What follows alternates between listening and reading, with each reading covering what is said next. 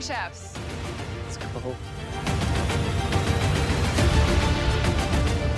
Chefs, how's it going? Good.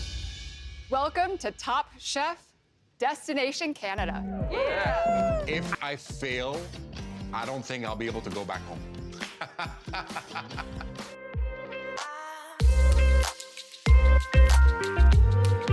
Welcome to the Eat Your Content podcast. I'm your host, Rich Herrera. This is your place for all things food and pop culture. Thank you for tuning in. Just a reminder to follow me on socials at Rich Herrera, at Eat Your Content, and at Eat Your Content on social media platforms, TikTok, Instagram, Twitter, all those. And to follow the podcast, make sure you hit like and subscribe to make sure you know when new episodes drop. Top Chef Season 22 has arrived. So programming reminder for the next, 13, 14 weeks, I'm going to be covering every episode and recapping it, bringing all the good stuff to you. And joining me every week is going to be Chef Savannah Miller. I'm so happy you can join me again for this season of Top Chef Season 22, fresh off of her appearance in Top Chef Season 21. Welcome back to the pod, Chef Savannah Miller. Thanks for joining me again. Thank you for having me. This season is going to be great, or it's already off to a good start, so I'm excited. Yeah, it's hard to keep, a show is on for 20 plus seasons. It's you got to think of things to keep it fresh and to keep it lively and to keep people from tuning in. And at first I was a little upset about Canada, like we talked about last week, but after watching this first season, I thought it was great. What were some first impressions? Just a quick couple of first impressions before we dig in. Yeah, I mean, already I'm loving in this first episode the way that we're able to, I think we're getting a lot of information on the chefs themselves, like their backgrounds. And I think I already feel like some of the people, their cuisine is resonating with me, and I already can kind of connect them to their food, or at least I think so. And I would say the personalities are great. Like everyone is a character, and I feel like a lot of that is the editing, like giving them their time to shine, but this is like a really fun group. Yeah, me too. I love the opening segment of them like kissing their loved ones goodbye at the airport. I thought that immediately endears you to these chefs coming in and makes them feel, I don't want to say makes them feel human because they're human, but it humanizes them in a way. They're not just chefs, right? They're real people leaving their family for the next couple of months and going off to Canada to cook on a competition show. So I thought it was really neat to watch them just say goodbye to everyone and starting this adventure of their lives, right?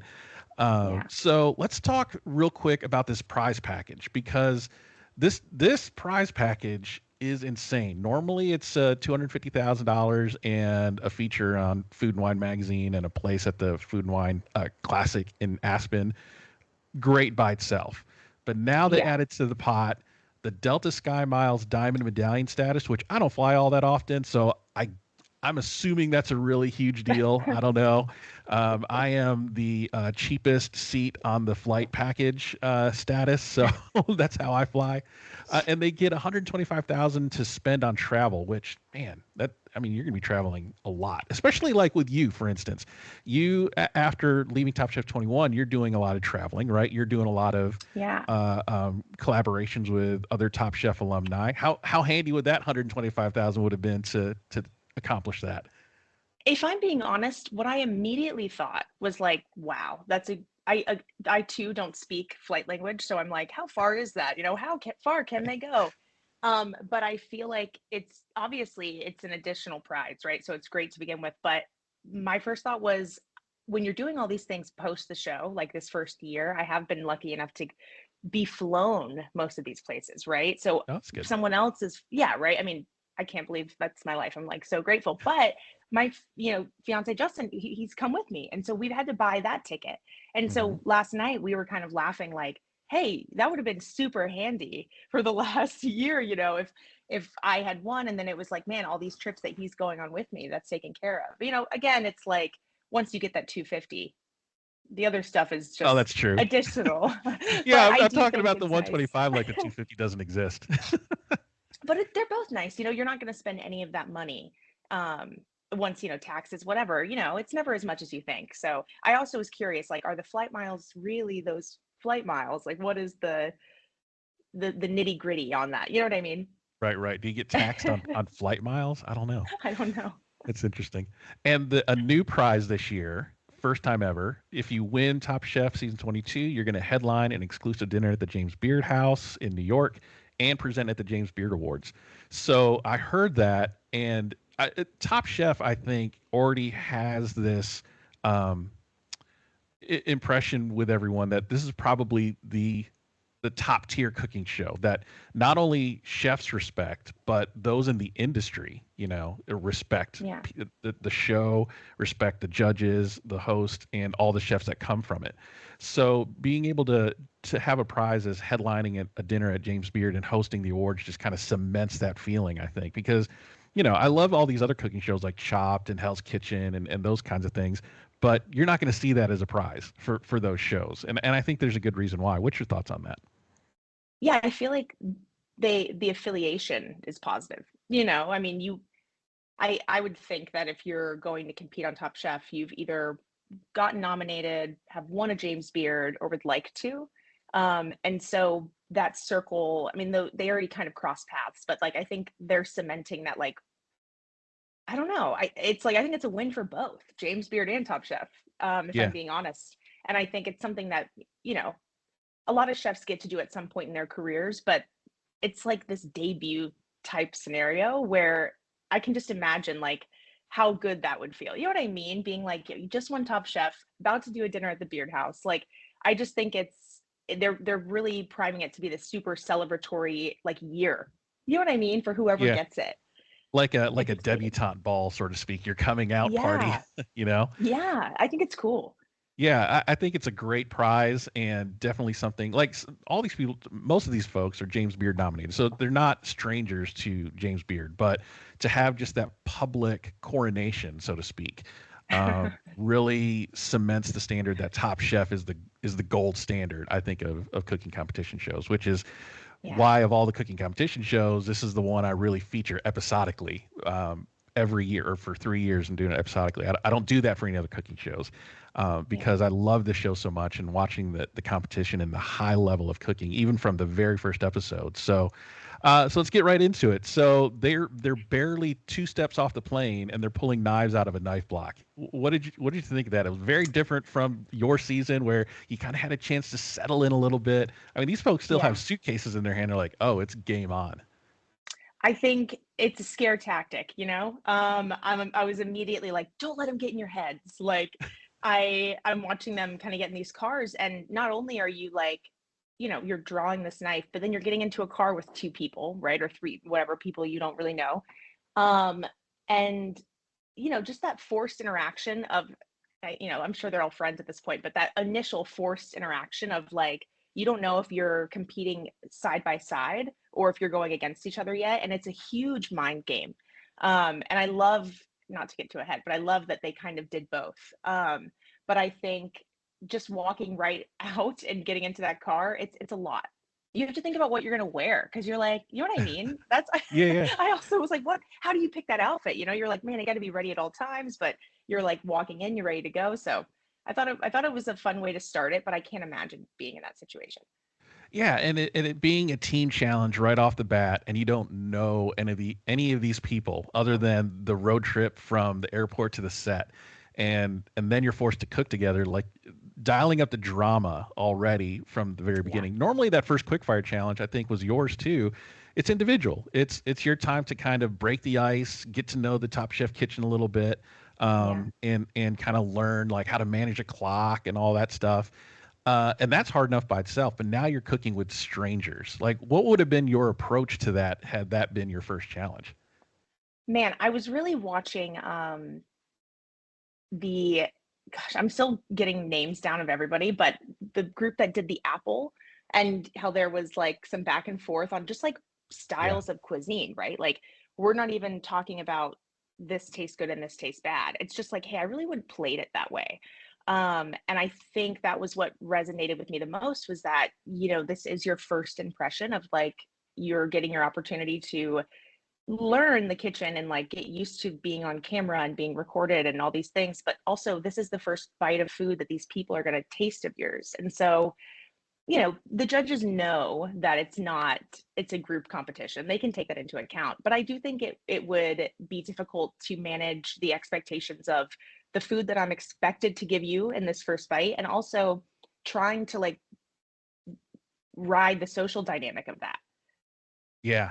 You Yeah, know? it was really it was really interesting to watch, and I love the first challenge when all the chefs are walking into Top Chef kitchen for the first time, wide-eyed like kids walking into Willy Wonka's chocolate factory.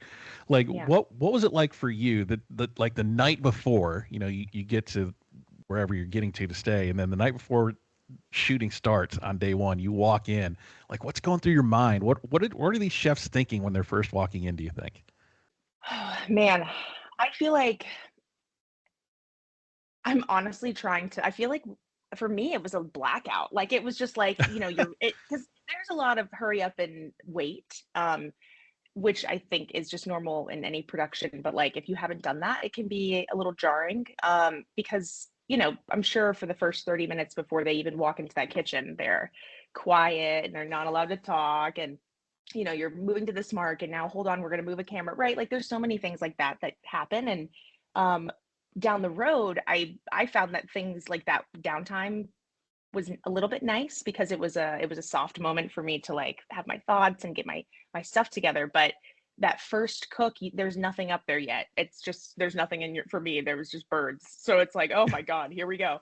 And then you walk in and then it's like lights, camera, action, and Tom, Galen, Kristen, they're right there, and it might be it probably is the first time that you're seeing them in person, and like there's so many things that happened, but it was a lot of nerves. And then for me, just like I also rewatched our premiere episode like yesterday, getting ready for this one. And so Yeah. it was funny to like watch our faces, knowing now I know all these people so well, Mm. and myself, and just like watching this first episode, our faces were scared. I can tell that we're all like taking it in, but we're trying to not miss a word that Kristen says because they're like immediately the rules are changing. So I think that was probably like similar for these guys. They walk in, there's a lot going on, but in reality, you're really just trying to make sure you're not missing anything that's being said. Yeah, yeah. So let's talk about the quickfire challenge. Same rules from last season. You don't get immunity for the quickfire challenge, but you do win immunity if you win the elimination challenge for the next elimination challenge the next week. So this was a really cool, I think, very first elimination challenge to introduce people to Canada. Yeah. You had the 5 different regions that have specific cultures, have specific cuisines, have specific climates.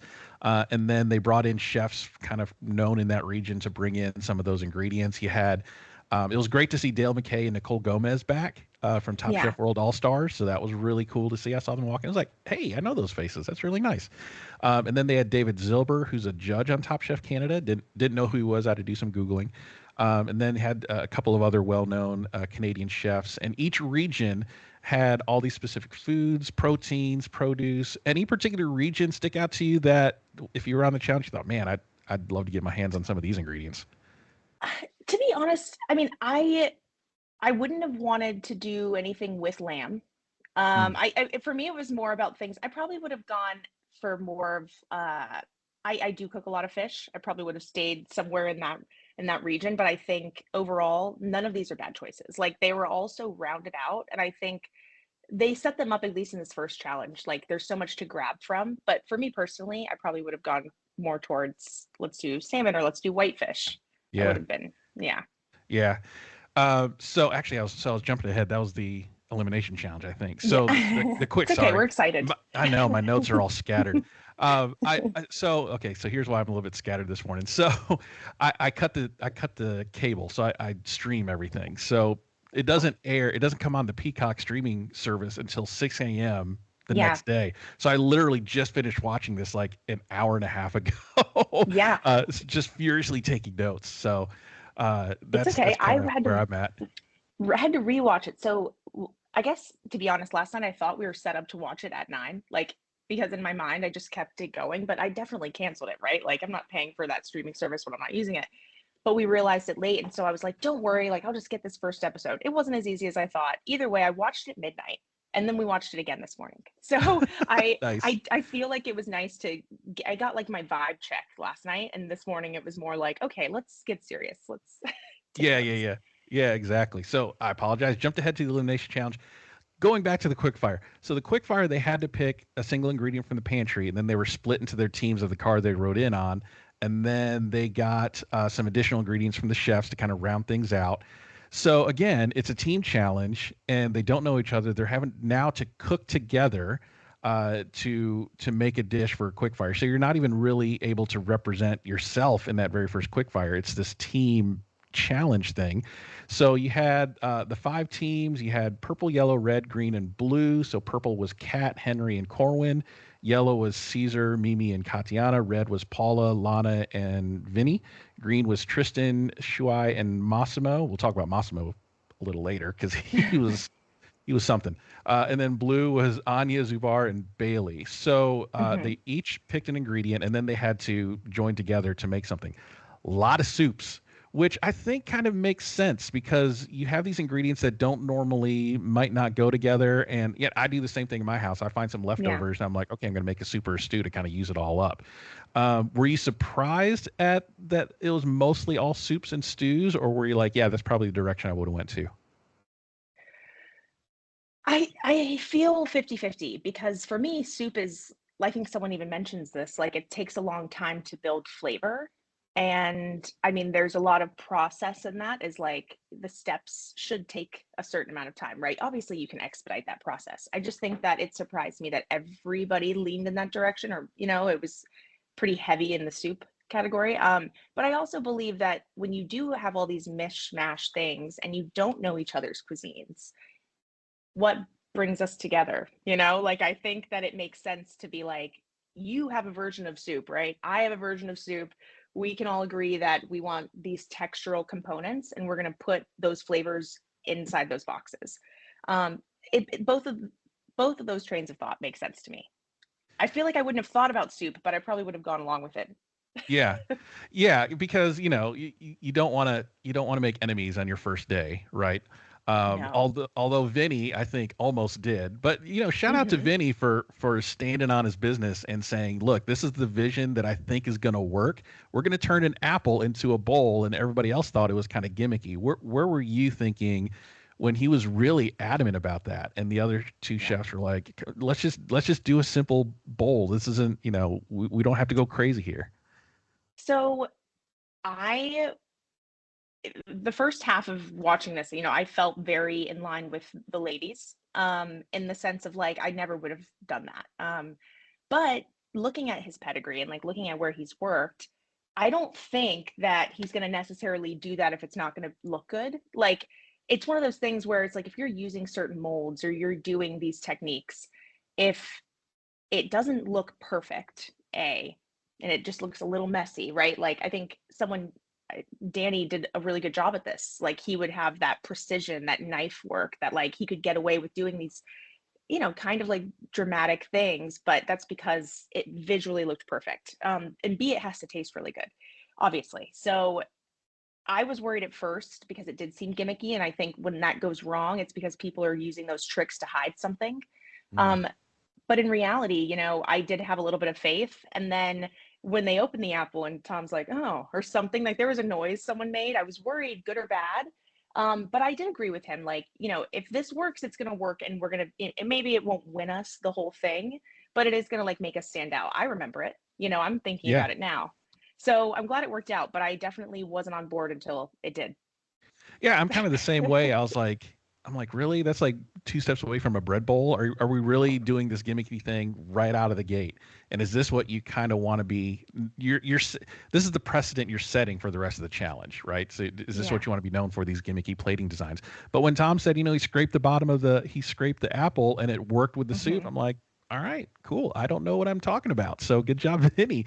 And he really like stood on it. So, I mean, if we're ever in a team challenge and Vinny's going to be looked at as kind of that, if he has a vision, he might be the leader of that team in future team challenges. We'll see. Yeah. But when he's got his mindset on something, he's going to go for it.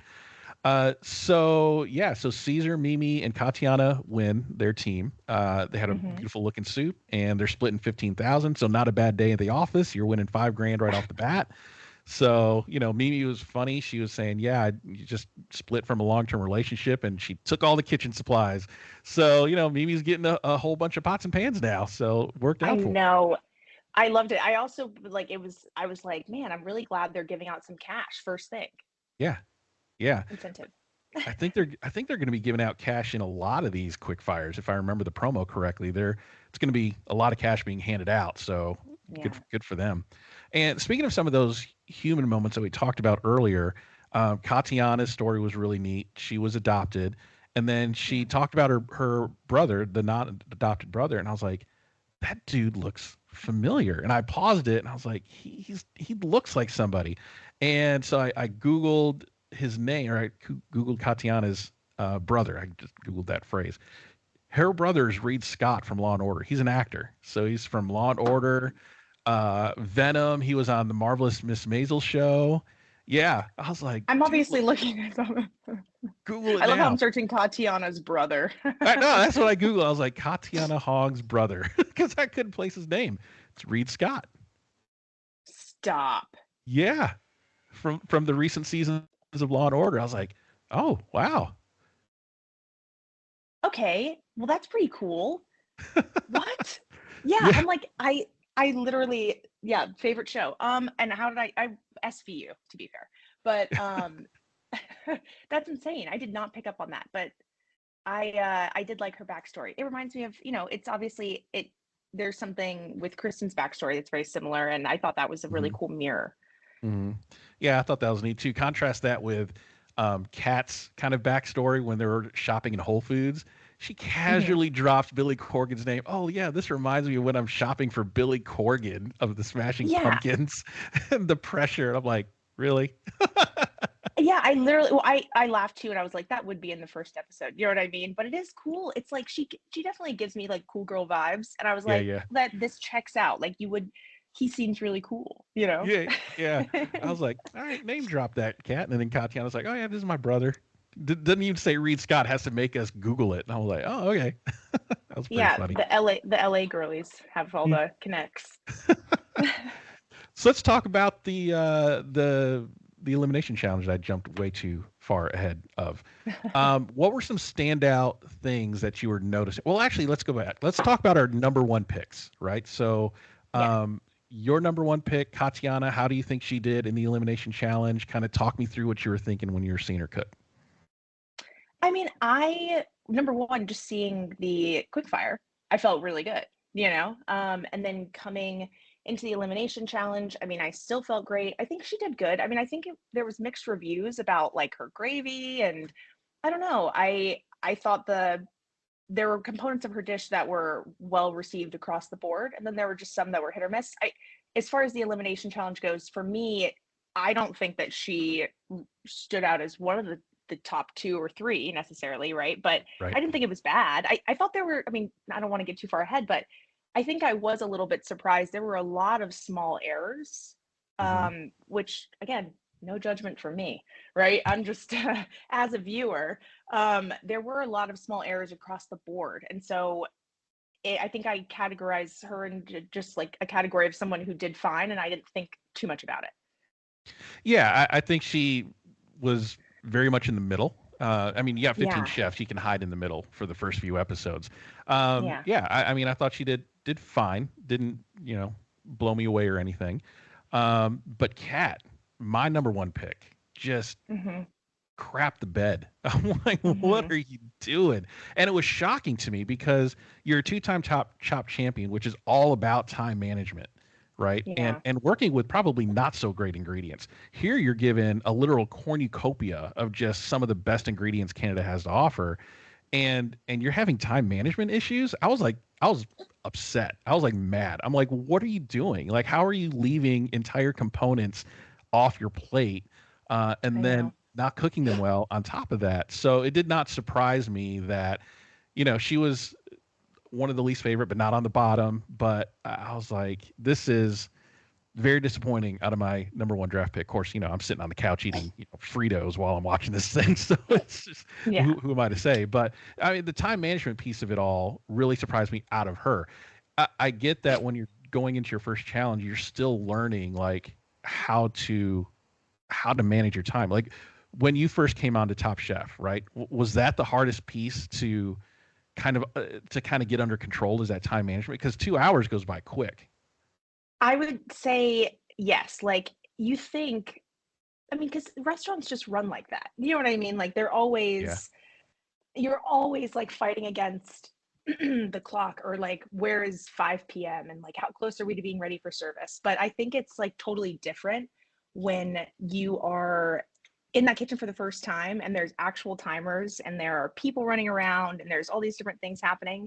And I think you sometimes get caught up and you don't realize what's happening until there's 30 minutes left. I mean, that's literally like happened to me, but I guess my the other side of my opinion, I'm trying to be like so understanding because I realize how Right. easy these things can happen, right? But I think as far as missing stuff on the plate, like God, I think I would just go in there and I would start like we sometimes would have like little own timers in our head, right? Like I'm looking at this and I'm like, you're not really allowed to, but like there's ways that you can play the game where you're like keeping your own time outside of just hearing it or having to look around and where's my clock, and you really have to just be on it because that stuff can happen to everybody, but like that extra 5 minutes can just save your life. I mean, she is very lucky that they had other dishes they didn't like more, because Yes. it gets down to that and it's scary.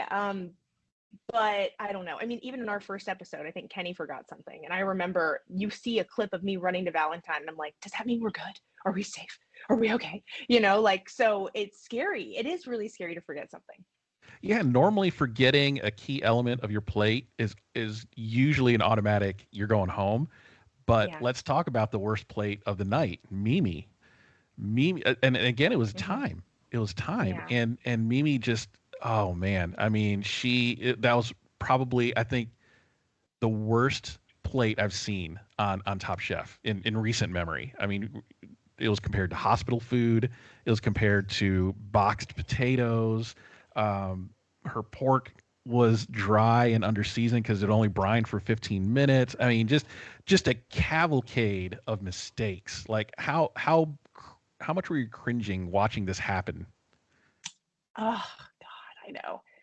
Um, it yeah, I feel like if I'm being honest, you can kind of see even in like her interview, like there's a little like she deflates some, Mm-hmm. like you can see it and like um I felt terrible watching it. I really am learning so much, Rich, watching like this season now. It's so interesting how different like it is to watch. And like I hated it, but the whole time I feel like it just reminds me of like Ted Lasso, where he's like you have to be a goldfish, right? Like you have to I Yep. don't know if you watched Ted Lasso, but I love Ted um Lasso. I'm watching it yeah, now. Yeah. yeah, I'm it's my rewatching it. favorite. Yeah. I you have to like be like a goldfish, like forget it and like keep moving on. And I don't know Mimi at all, right? Like I don't know what these people are actually like on a daily basis in the kitchen, if this is an off day or whatever, but I'm assuming that if you're here, it's an off day because you made it here to begin with. And I I hope Mimi doesn't like, I hope Mimi doesn't hold that forever. Because it's hard to let go of being the first one that's gone. But it did seem to me like it was just something about getting in your own head and, well, I know this isn't on yet and I need to do this and blah blah. And you start just becoming inefficient in those steps because everything's a mess up here. So how could it not be a mess here? You know, Yeah. it was Yeah. rough to watch. It was rough because potatoes, man. Once you get past that point of no return, there's no saving it. Like you can't. You can leave things off. I think that was something that frustrated me because in those first competitions, like I remember being like, no, this is on my plate. Like I wrote because I put this on the menu. The menu's in front of them at the table. Like I I had these issues all throughout the competition, even in the last episode. Like I think that you just get more comfortable when you get to a point where you're like, I don't care that I committed to this. I don't care that I wrote this on the menu. It's not right. And if we were, and they want you to be like in a chef in a real restaurant setting, you wouldn't send out, if you messed up mashed potatoes for service, you would take them off the menu, Mhm. or you Yeah. wouldn't have time to remake them. You would remove it from the menu and you would sub in something else. I think that it's really hard in these first few like competitions to remember that you can do that. Yeah. It's like you're committed and you don't know where to pivot. Like your brain isn't thinking in pivot mode. You're just trying to get through it. Yeah. And that's where Mimi was, I think. And speaking of leaving things off and kind of working out, Tristan forgot curry, but it ended up Yeah. kind of working out for him because I think it was Tom that said, had the curry been on there, it might have overpowered the elements. So He's like, what we'll did she- never know. Yeah. We'll never know. But you know, it worked out. He was safe. But time seemed to be an issue for a lot of chefs in this first challenge, which isn't surprising to me. Again, you're coming into this for the first time. It's your first competition. You got a lot of nerves. You're still learning to maneuver around cameras. Which, by the way, how long did it take for you to pretend like the cameras weren't there anymore? I'll be honest. I think I've been preparing for this my whole life. I think I've like I would set up like I'm I had a phone when I was in like third grade, Rich. I'll just say that. But so I'll just age myself. But I would set up like a little recording device and I would make ramen noodles, and like speak into like the spatula or something. So I have liked that aspect of it. I think for me it was about getting over like the insecurities of it's one thing if you're like, hi, welcome to blah blah blah blah blah, versus you're seeing me in my most vulnerable, natural, raw element, and I really want this and I'm going to give it everything and I'm sweating and there's profanity. That like difference took me a second, but I think it was pretty natural. I enjoyed that aspect of it. For some people, I realize that it's not and they never get to that point. But it physically just navigating those small spaces, it looked Yeah. tight, but it probably was much tighter than it even looked. Yeah, yeah. So, you know, the theme of time getting to everybody, Lana had some inconsistent lamb. I mean, we get to the tasting, the tasting table there, and some were overcooked. I think Kristen held hers up and was like, yeah, still raw right here in the middle, and it's Yeah. just like flopping on the bone. And, you know, you can't be inconsistent with your proteins. I think the number one thing is don't serve raw protein. That's almost a guarantee of going home, because you don't want to do that. So Lana had some inconsistencies. Tristan missed an element. We talked about Kat already. Poor Mimi. So everybody's just getting their feet wet, trying to make it through.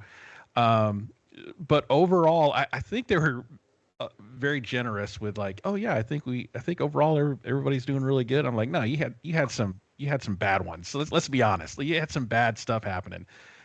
Yeah, maybe I'm just a little I don't know, maybe I take it personally, but there's all this stuff where it's like best season yet and all this stuff, and it very well could be, you know what I mean? We're only one Yeah, yeah. episode in, but I was like, man, I feel like our promo was like three episodes or three shots of Kristen being like, you guys need to cook, and I'm like, come on, like, did we walk so they could run? I don't know, but I feel like we were getting it a little bit harder right off the bat. But with that being said, like there is a difference between, I think, not taking chances and serving boring food, and maybe you're going for it and you're making some mistakes. I don't know if that's really the case here, but they're being pretty nice. Yeah, thinking about y'all's promos, I do remember they were scolding you guys a little bit. I think. I feel like we were the bad kids. Yeah, it was like, I'm like, dang, I don't know. Literally, just like for all the promos so far, I mean, it's like Tom saying, I hate being grumpy. I love having, I want the food to be good all the time, obviously, but, and then I think there's literally one moment in this episode where he's like, this makes me grumpy. I'm like, oh my Yeah. God. I think your group had the unenviable task of breaking in a new host, right? So Yeah. if you're watching, Kristen's great, I love her, but you didn't Yeah. know how to cook for her, right? I mean, Padma was a known entity.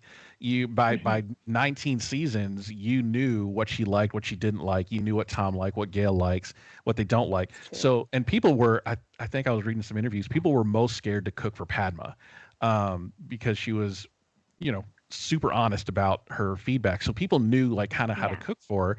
And then you guys come in season 21 and you get Kristen, and it's a blank slate. You don't know. You just don't until you do it. Yeah. So you guys had that to do, versus now That's true. there's one season in and people kind of understand Kristen now to a point, in terms of what she likes and doesn't like. So, I mean, that could have been a factor, I think. Yeah, I think so too. And like, even like, Kristen kind of getting the chops of like, just, I think she said this herself, like it was nice to walk in this season and know exactly what I should be doing all the time, because it's a new job. It's for anybody, it would be a new thing.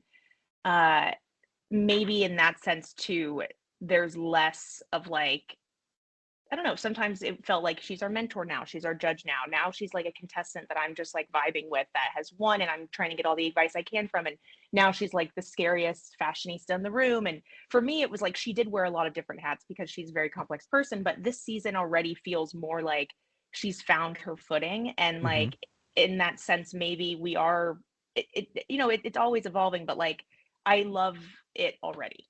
Is Yeah. all I know. Yeah. Yeah, she's definitely making it her show now. I think last Yeah. season it was kind of like, all right, I got big shoes to fill, and I just don't want to fall on my face. But this season, she's really coming into her own, especially with her own Yeah. kind of spin-off show, Dish with Kish, which last season's was really great to watch. And she's doing it again this season, so I'll be watching those. But it's really is her show now, and I think she's getting a lot of universal acclaim for hosting. And just doing a great job. I thought it was a great pick. When I heard she was going to be the new host after Padma left, I was like, perfect. I thought it was either going to be her or like Melissa King or somebody like that, but she was great. Perfect pick. Yeah. Yeah. So before we get to judges table, any other standout scenes that kind of were that you took notes on? Like, yeah, I definitely want to talk about that. Risotto. Oh, right, Bailey. What are you doing? Risotto is just known to not be it's a Top Chef death now. Like, what are you doing? Like, what is she thinking? Yeah. It's like, it's just one of those things where I actually hate that it has become like this whole thing because it's like watching that. She might make the best risotto ever, right? Like, I don't think that you should or shouldn't do something because of the old wives' tale of Top Chef, what once was. But I do believe being analytical and like just looking at stats, there's one thing. But like I think it was like almost a forced decision. It kind of felt to me like you already don't need to do that because it's frowned upon. But then if you are going to like do it, Tom made, another comment like risotto is about the rice. So I do feel like it's like if you were going to do it, there's a time and place where it's like, this is the best dish for me to serve. And I don't care that it has a negative history or people have messed it up. Like, this is the best foot forward for me in this episode, in this competition. And I just didn't feel that. And so I think it was like almost just making it harder for no reason.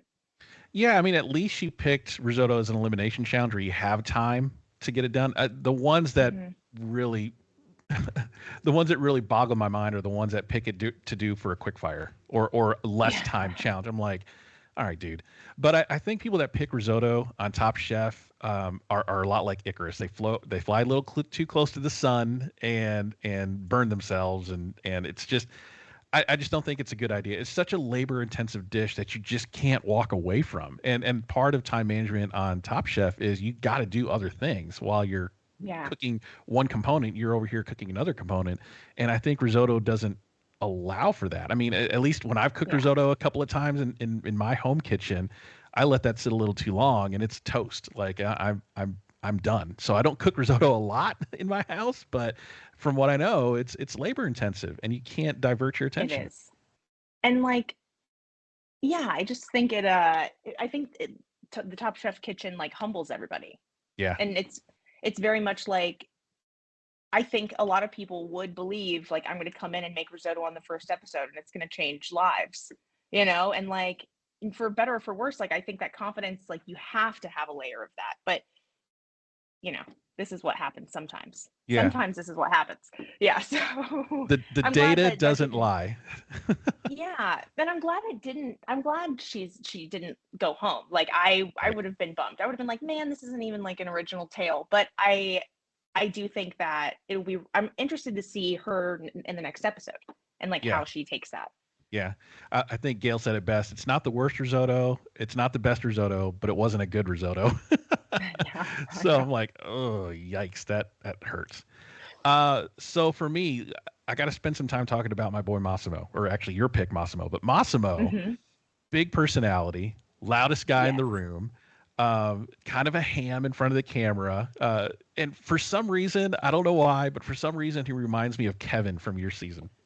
Yeah, of course. I know why. He's it's because for us, even though Dan was the local, Kevin was the Top Chef the guy who had done it, Right. the experienced pro. And like, especially when Kevin's like, yeah, I was a finalist in France. It's immediately like, well, French don't play. You know what I mean? Like, and you were a finalist, like that's insane.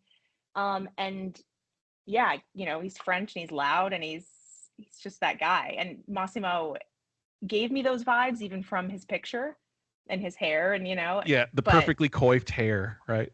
yeah. I think his hair is a character. It's like the 16th contestant, but I think he's silly.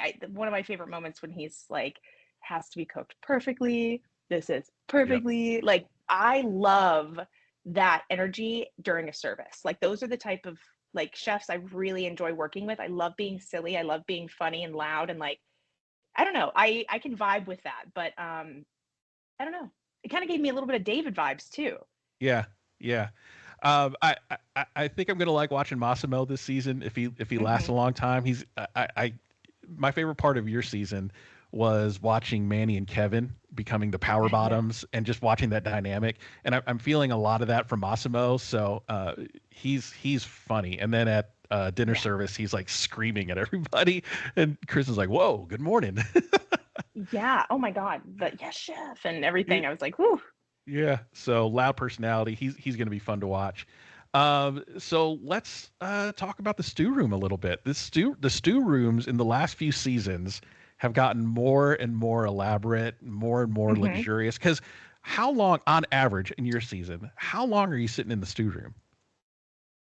Oh, I mean, do you mean like in one episode while you're waiting? I'm like combined hours? Oh no. No, just like on average on one episode. Yeah, I would say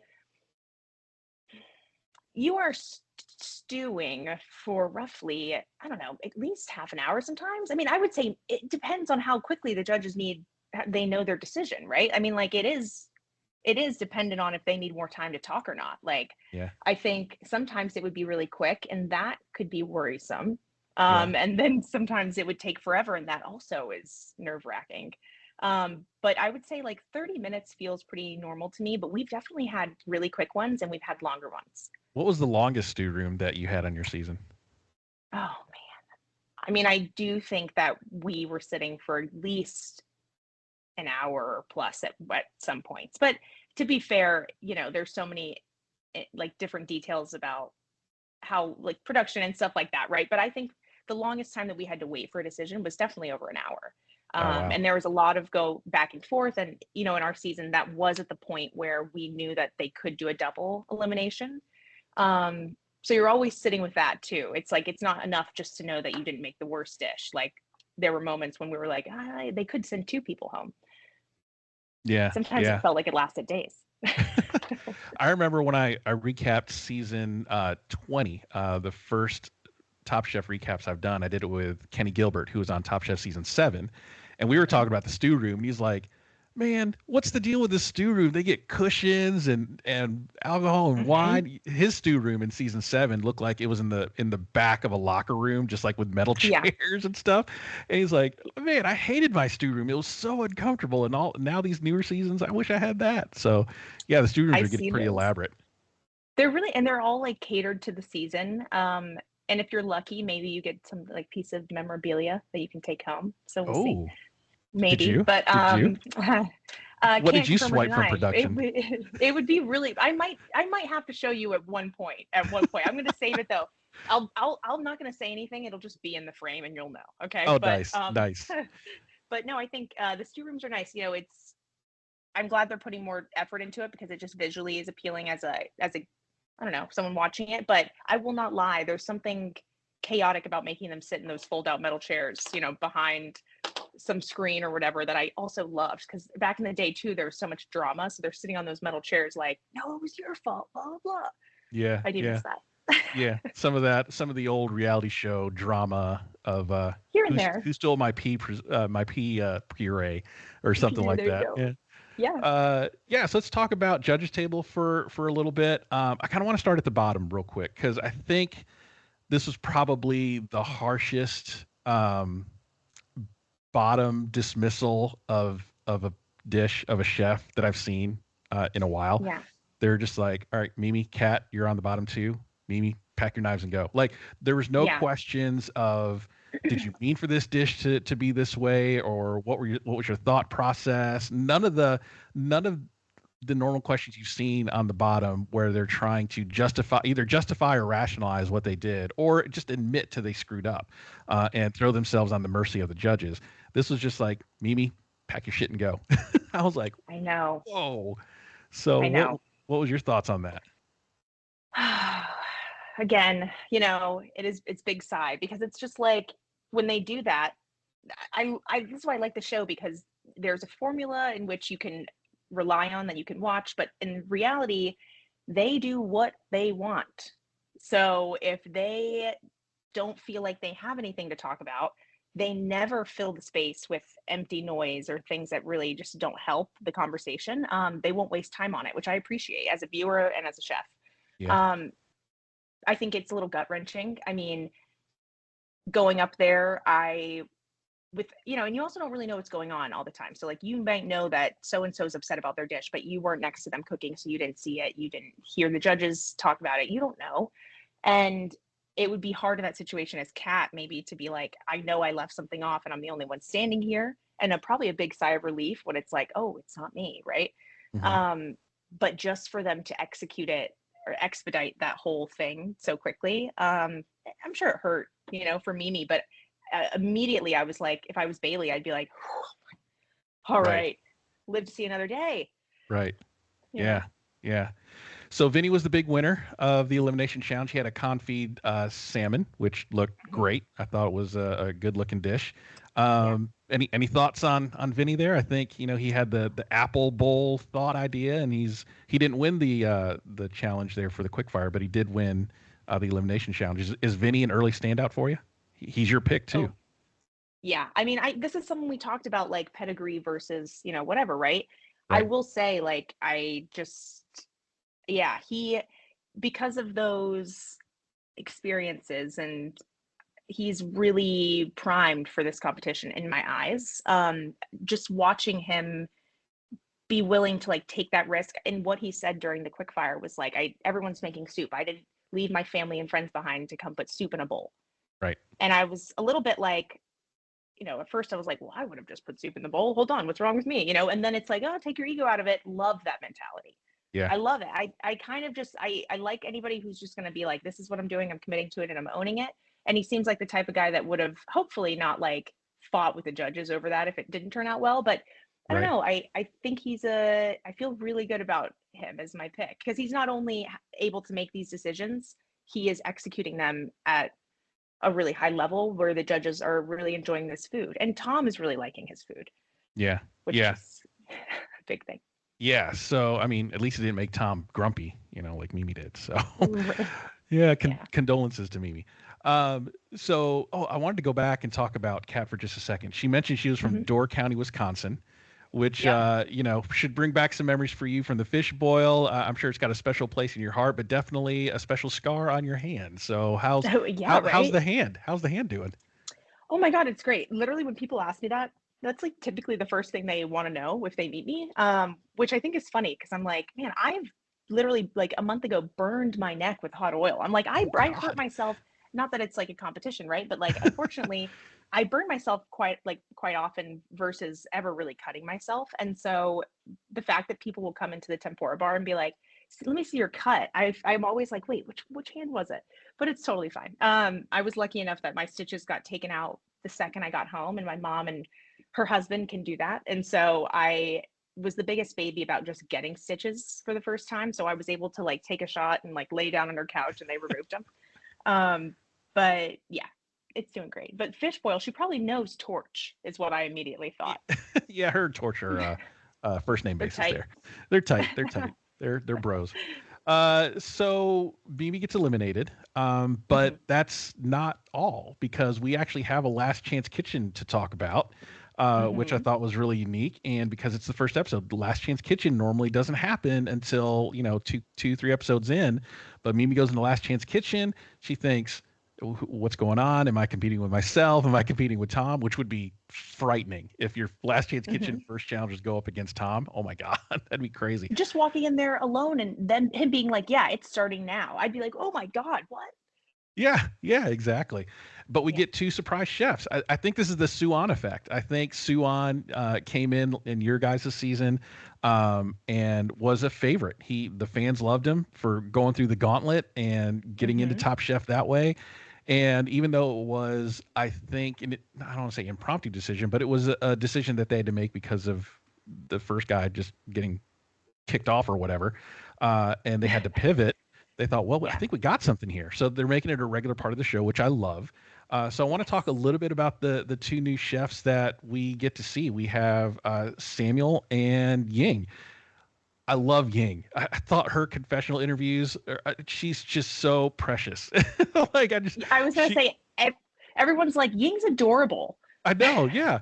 I want her. I want to be friends with her. Like she's so funny and just has a great story.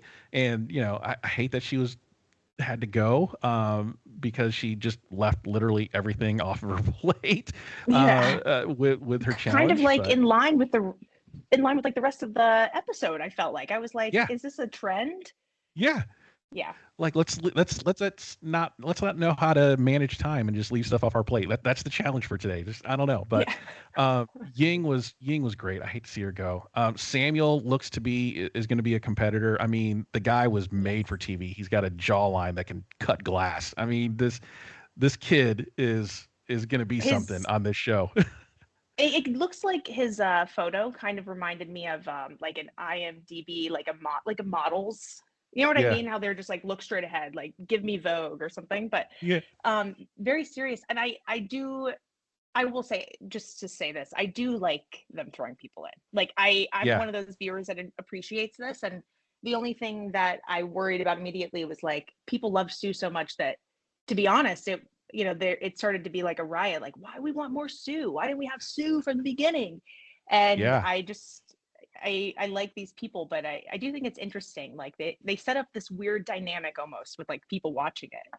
It's like pitting people against each other. Like, why wouldn't Samuel be in from the get-go or blah, blah, blah. Right. Yeah. Especially with your season last season when Sue got in, and we're seeing like some of these people that didn't really do well in the first couple of episodes of your season. And like, why wasn't Sue on? Why was he the alternate? Why did he not get picked to be the first to be on the main show? Because he did so well.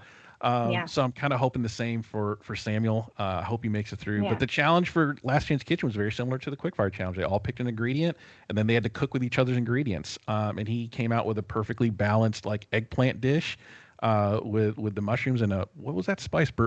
Burberry spice? Burberry? Yeah, something like that. Yeah. Never seen that before. Have you ever worked with that before? Berber is so good. So it's like I want to say, was it West African? I might be wrong on that, but it's essentially like, to me, it gives me like curry vibes, but there's more spice from actual chili and something. We do a lot of like Berber spice nuts, which is like something a chef taught me a long time ago. And I'll take like that recipe and I'll put it in everything. And people are always like, what is that spice? And that's what it is. You would love it probably.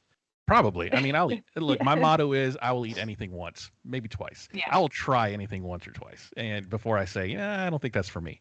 But I will definitely try that spice for sure because it looked great. I mean, his dish out of the three were perfectly balanced. I think Tom wasn't completely convinced that Mimi had eggplant in her dish. I don't think she did. And she was just kind of like, sure, yeah, I had it in there. And that's part of the game, right? Is you kind of talk your way out of situations, but at some point you got to learn, look, it's Tom, it's Gail. You're not going to talk yourself out of this, right? It's sometimes it's like, don't give up too early. Like, don't count yourself out. Don't walk up to the table and be like, I have to tell you what I did. Right. But you really do have to know. It's like good parents, right? Like you have to know when you can't lie to your parents anymore. Like they know too much, so don't insult them. But I do think it is a fine line between doing that and just showing up, and you got to have your own back until the very end. Yeah, exactly. But I think part of that was like Mimi trying to like convince them that there was eggplant in it, but there really wasn't. And if Yang, I think, got all her elements on the dish, and I think it would have been Mimi being eliminated and going home again.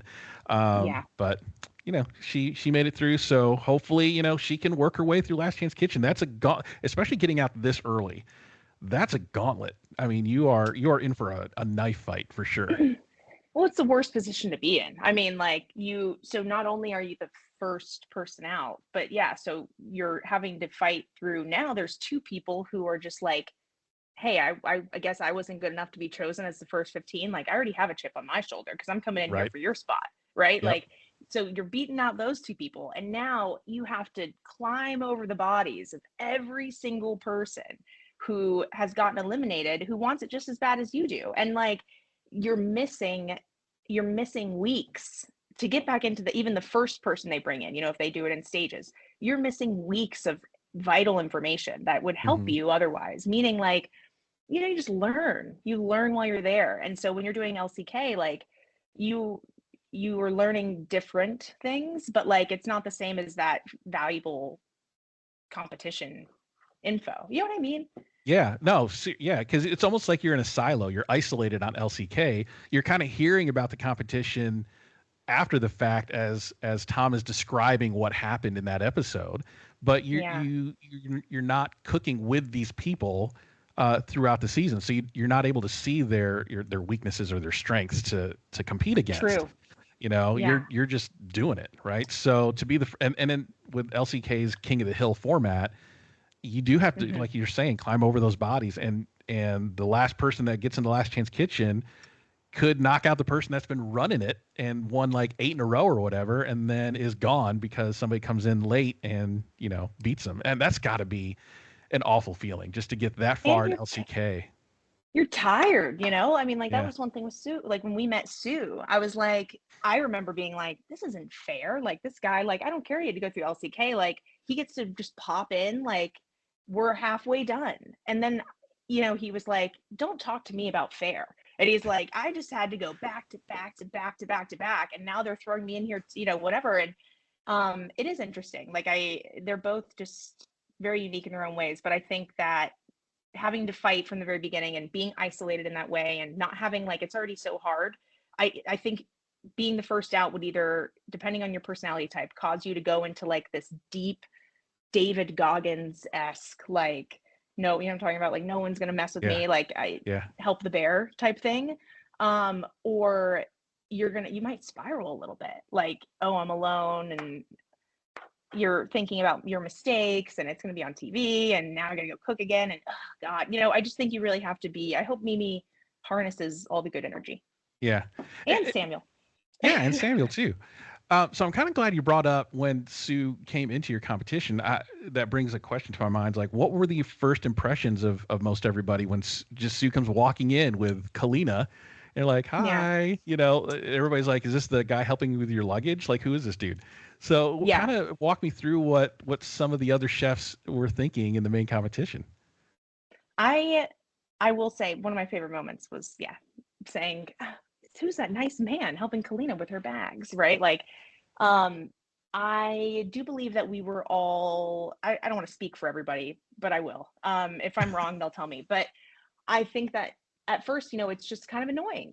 Like, I didn't care who it was. He could be the nicest man on the planet. Like, it's just like you wake up that day and you look around and there's, everyone can sit at the dining room table because there's only 6. I don't remember how many we had left exactly, but let's say it's 6 or 7 or something, right? And we can all fit now and we can do this and blah, blah, blah. And then 2 people come in, and I was really happy to see Kalina. That was like my girl. But now she's got this dude with her, and I think at first it makes you feel like you're not as far along, obviously, as you were. And every week and every competition means so much because you're like, God, I survived. But then here we go, we're 2 back. That didn't feel great, but I would say within literally 24 hours, he was probably one of my favorite people there. He walked in with a Pinehurst belt on. I'm from that area.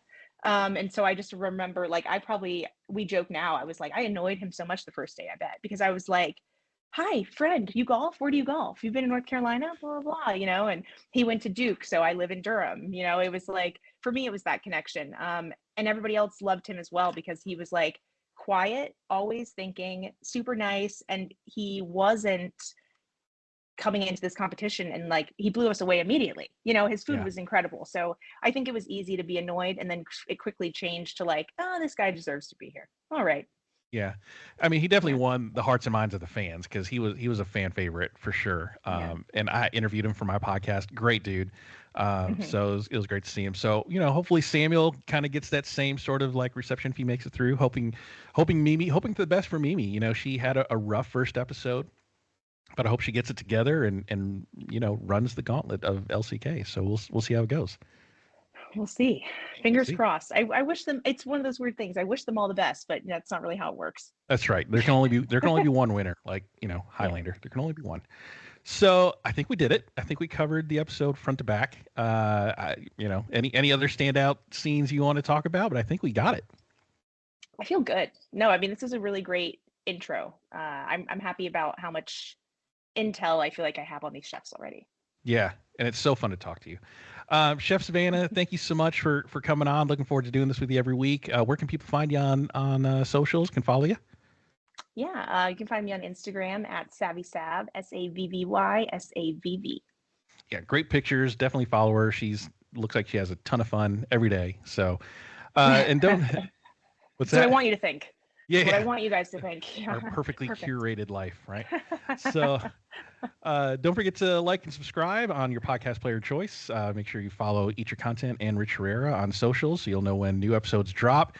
If you like the episode, if you like what we're doing, leave a review, 5-star review, leave me a comment. If you don't like it, leave me a comment too. I'm always looking to learn on what I'm doing here. So Chef Savannah, thank you so much. I appreciate your time, and we'll see you next week. Thank you so much.